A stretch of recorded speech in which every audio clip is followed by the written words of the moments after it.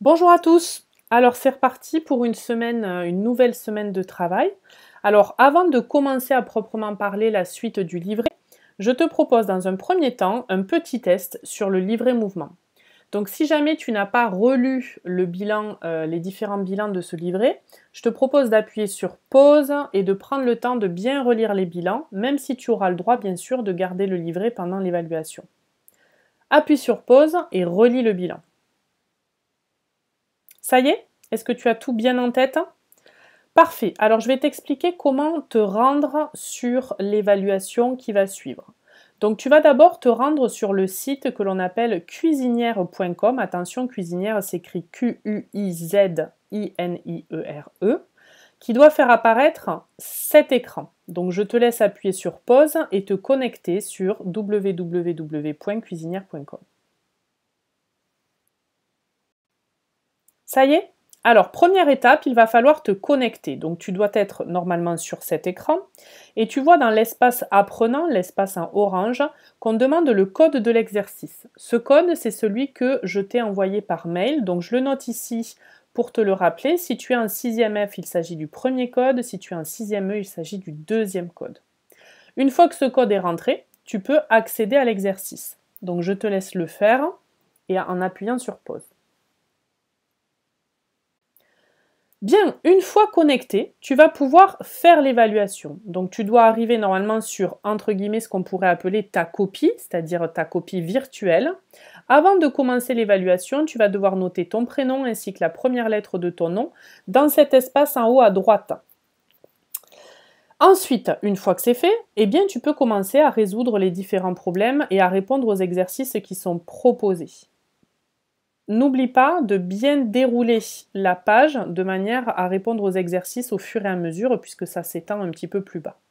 Donc je te laisse appuyer sur pause et faire cette évaluation. Dernière étape, maintenant que tu as fait cette évaluation, tu dois d'abord bien sûr relire ta copie et une fois qu'elle est relue, tu vas pouvoir l'envoyer en cliquant sur le bouton en haut à droite qui est écrit en bleu. Attention, quand tu vas appuyer sur ce bouton, on va te remettre un code qui fait généralement 3 lettres ou 3 chiffres. Ce code, il faut absolument que tu le conserves en le notant quelque part, de manière à ce que lorsque j'aurai corrigé les copies, tu puisses l'utiliser pour accéder à ta copie et voir la correction. Bien, évaluation terminée, un grand bravo. On va donc passer à la suite du livret. Est-ce que tu es prêt? Allez, c'est parti. Donc, comme d'habitude, tu dois avoir, pour effectuer ce travail, le nouveau livret matériaux que nous avons commencé la semaine dernière, ainsi que la fiche d'exercice qui se rapporte à ce livret. Si tu ne l'as pas sous les yeux, je te conseille d'appuyer sur pause pour aller la récupérer. Si tu dois retrouver les documents sous version numérique, n'oublie pas qu'ils sont dans le parcours pédagogique sur OSE. Appuie sur pause et munis-toi de ces deux documents. Bien, alors dans un premier temps, nous attaquons la leçon donc numéro 2 avec comme premier défi découvrir les différentes propriétés des matériaux. Donc tu vas pouvoir lire ce défi et on va apprendre ce que signifient 4 propriétés d'un matériau que sont la densité, la conductivité, la viscosité et l'élasticité. Je te laisse appuyer sur pause et bien lire ce document. Bien. Maintenant que tu as tout ceci en tête, tu vas pouvoir t'y référer pour faire le défi numéro 2. Dans le défi numéro 2, on te propose une petite expérience à mener à la maison, très simple, pour répondre à la problématique suivante. Pourquoi est-ce qu'un objet coule ou flotte, notamment dans l'eau? Alors il va te falloir un petit peu de matériel que tu vas pouvoir trouver a priori assez simplement à la maison. S'il te manque quelques éléments, ce n'est pas grave.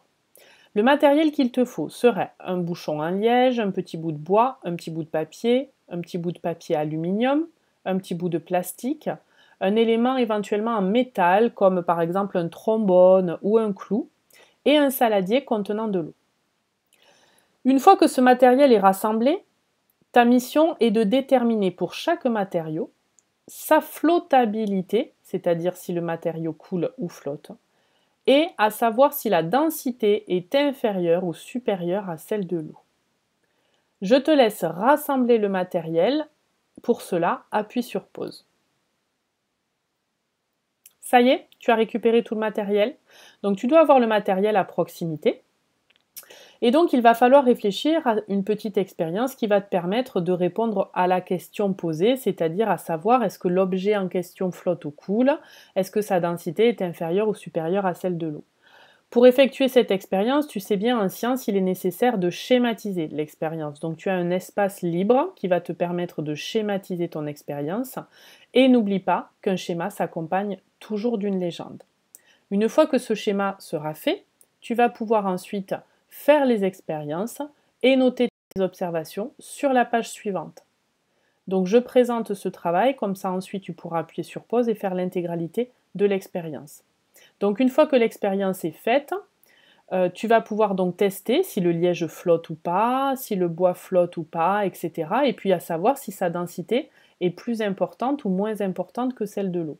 Je te rappelle que si tu ne vois pas exactement de quoi il s'agit, il te faut te référer au défi numéro 1 dans lequel il y a des définitions importantes. Une fois que tu auras noté tes observations dans ce tableau, tu vas pouvoir écrire 2 conclusions, une pour les objets qui coulent et ceux qui flottent, et une autre au sujet de la densité par rapport à l'eau. Donc, les mots-clés qu'il va y avoir à utiliser sont objet, densité, supérieure, inférieure et eau. Donc, je te laisse appuyer sur pause ou éventuellement revenir en arrière pour effectuer ce travail. Bon courage!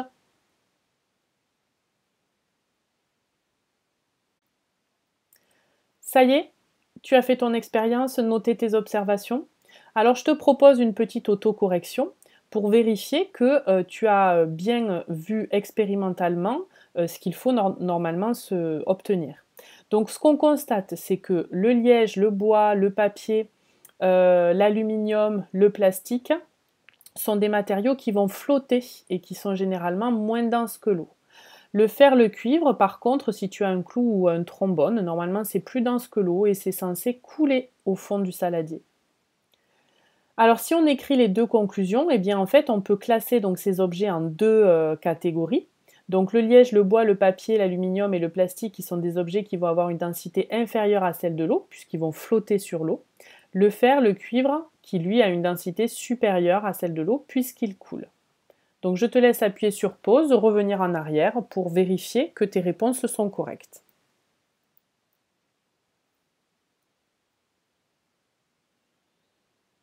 Bravo! Donc le défi numéro 2 est terminé et nous allons attaquer le défi numéro 3. Alors le défi numéro 3 va s'intéresser non plus à la flottabilité et à la densité, mais à la conductivité électrique, c'est-à-dire est-ce que les matériaux conduisent tous l'électricité. Donc dans un premier temps, tu vas te rendre sur l'animation dont le lien t'est proposé. Fais bien attention à écrire correctement le lien, sinon tu n'accéderas pas à l'animation. Et donc, normalement, tu vas arriver sur un écran comme celui-ci. Donc, tu vois au bas de l'écran un circuit électrique avec une pile et une lampe, et puis 2 pinces croco qui sont pour le moment dans le vide. Et tu vas voir qu'en déplaçant les différents objets, donc le cuivre, le verre, le bois, le graphite, eh bien on va constater quelque chose au niveau de la lampe. Je pense que tu seras d'accord pour dire que si la lampe brille, eh bien c'est qu'un courant électrique peut circuler dans tout le circuit et donc dans le matériau utilisé, alors que si la lampe reste éteinte, c'est que justement l'objet ne conduit pas le courant électrique. Donc tu vas pouvoir représenter le schéma de l'expérience dans l'espace qui t'est proposé et ensuite noter toutes tes observations en faisant les différents tests par le biais de cette simulation, en complétant si la lampe brille ou pas en fonction des différents éléments qui sont testés. Et on va pouvoir classer les matériaux en 2 catégories dans le tableau, soit ils sont conducteurs de l'électricité, soit au contraire ils sont isolants. Tu pourras ensuite faire l'inventaire de tous les matériaux conducteurs et de tous les matériaux isolants. Je te laisse appuyer sur pause, revenir éventuellement en arrière pour faire le point sur ce que tu as à faire dans ce défi. Bon courage!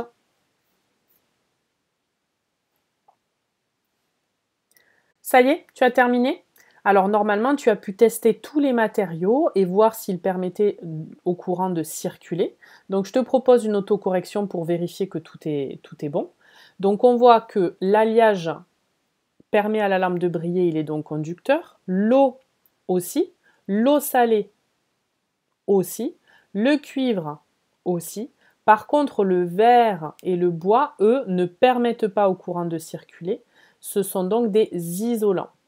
Le graphite, c'est ce qu'il y a dans la mine de crayons à papier que tu peux avoir dans ta trousse. Et l'aluminium sont eux aussi des conducteurs d'électricité. Quant au plastique, il s'agit d'un isolant. Donc je te laisse appuyer sur pause, bien relire cette correction et vérifier que tes réponses étaient correctes.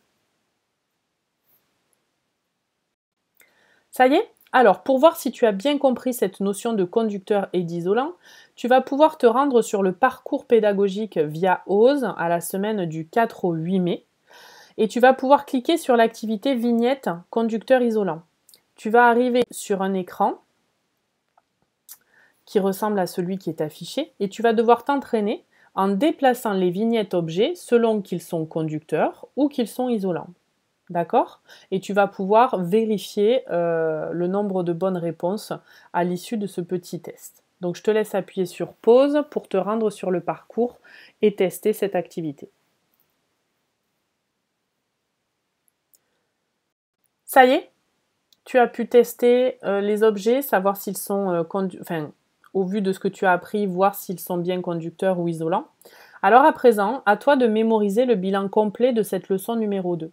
Dans cette leçon, on a vu que la matière possède de nombreuses propriétés qui vont dépendre de la température le plus souvent et dont on étudie quelques exemples. Donc la densité qui va permettre de savoir si l'objet va flotter ou couler. Si la densité de l'objet est plus grande que celle de l'eau, ça veut dire qu'il est plus dense, donc il va forcément couler, alors que si sa densité est inférieure à celle de l'eau, à ce moment-là, l'objet est moins dense et donc du coup, il va flotter. La conductivité électrique, qui permet de dire si un matériau est conducteur ou isolant, c'est-à-dire est-ce qu'il conduit l'électricité ou est-ce qu'au contraire il ne la conduit pas. Et puis deux autres propriétés qu'on n'a pas étudiées dans le détail mais qui sont à connaître. La viscosité, qui est la capacité d'un fluide à s'écouler plus ou moins vite. Je prends un exemple. Si tu prends une bouteille d'eau, c'est ce qu'on appelle un fluide qui est capable de s'écouler très très facilement. C'est-à-dire si tu renverses un verre d'eau, l'eau va s'écouler directement sur la table. Si par contre tu prends du miel et que tu fais tomber le pot de miel sur la table, le miel va mettre beaucoup plus longtemps à s'écouler car il est beaucoup plus visqueux. Dernière propriété, l'élasticité, qui est la capacité d'un matériau à se déformer, c'est-à-dire à être élastique, sous la contrainte, d'accord, c'est-à-dire si on tire dessus, et puis reprendre sa forme initiale après déformation. C'est le propre même d'un élastique. Et certains matériaux ont des propriétés d'élasticité. Donc je te laisse appuyer sur pause pour relire ce bilan et essayer surtout de le mémoriser pour pouvoir effectuer les exercices. Ça y est, tu as étudié le bilan de la leçon numéro 2. Alors on passe aux exercices. Donc tu dois avoir avec toi à présent la fiche d'entraînement sur le livret matériaux. Donc à toi de jouer. Dans un premier temps, tu vas donc faire les exercices 2 dans un premier temps, puis 4 de la fiche d'entraînement, qui sont les deux exercices qui restent à faire sur ce document. Comme d'habitude, tu peux les faire directement sur la feuille, sur la version modifiable, tu peux l'imprimer si tu le souhaites, et sinon tu peux carrément rédiger les différentes réponses sur une feuille blanche que tu colleras à la fin de ton livret quand on se retrouvera.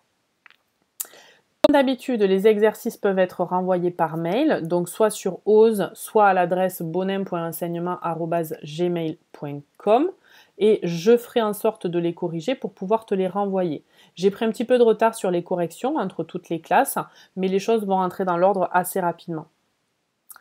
Je te laisse donc faire les exercices. Un grand bravo pour ton travail encore une fois, une belle fin de semaine et je te dis à la semaine prochaine où je te donnerai l'accès à ta copie corrigée par rapport au travail qu'on a fait au début de cette séance. À bientôt!